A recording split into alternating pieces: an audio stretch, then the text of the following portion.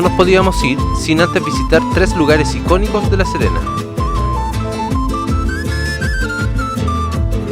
El primero sería el Faro, que acompaña la Avenida del Mar desde 1950, convirtiéndose en la principal postal turística de la zona.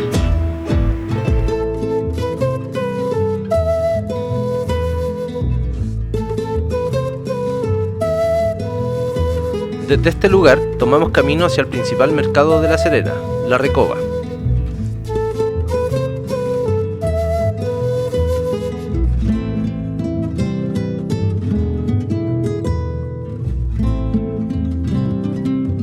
El actual edificio fue inaugurado en 1981 y este es nuestro segundo imperdible de La Serena.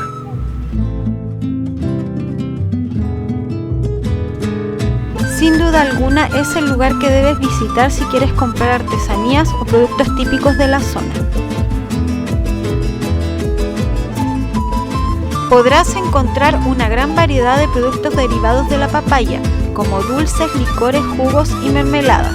Además, si lo que buscas es comida típica de la zona, en el segundo piso podrás encontrar una variada oferta gastronómica.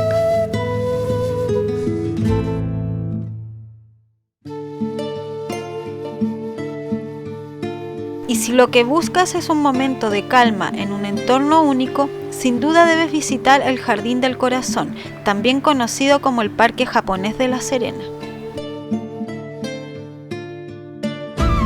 Es un parque de contemplación, con un paisaje de montaña y agua típico de Japón.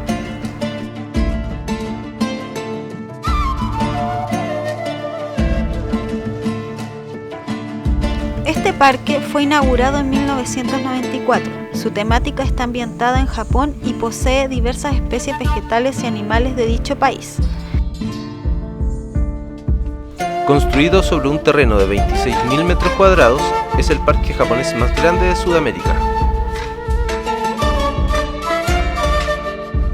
Fue un agrado visitar este parque, poder encontrar este lugar mágico en medio de la ciudad.